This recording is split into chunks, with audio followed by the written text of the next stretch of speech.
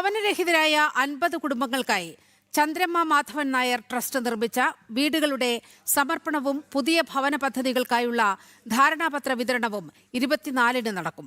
രാവിലെ 10 മണിക്ക് പാലക്കാട് ഒറ്റപ്പാലം KM ഓഡിറ്റോറിയത്തിൽ നടക്കുന്ന ചടങ്ങിൽ മുഖ്യമന്ത്രി വി ഡി സതീശൻ ഗുണഭോക്താക്കൾക്ക് താക്കോൽ കൈമാറും.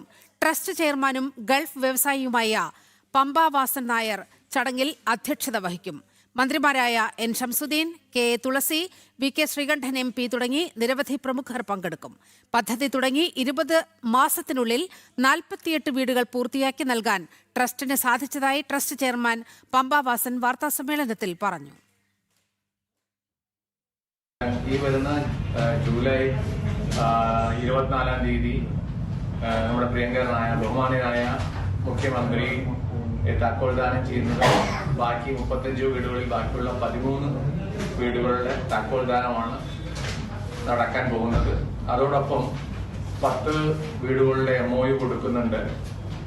പിന്നെ വേറൊരു സന്തോഷ കാര്യം പറയാനുള്ളത്, ട്രസ്റ്റിന്റെ മറ്റൊരു സ്വപ്ന പദ്ധതിയായ ഈ ഹോം ഓഫ് യുവർ ഓൺ പ്രൊജക്ടിന് പുറമെ കഴിഞ്ഞ 2026 ഏപ്രിൽ 14 വിഷുവിന് നമ്മൾ ആവിഷ്കരിച്ചൊരു പരിപാടിയാണ് അനുഗ്രഹ ഹോംസ്.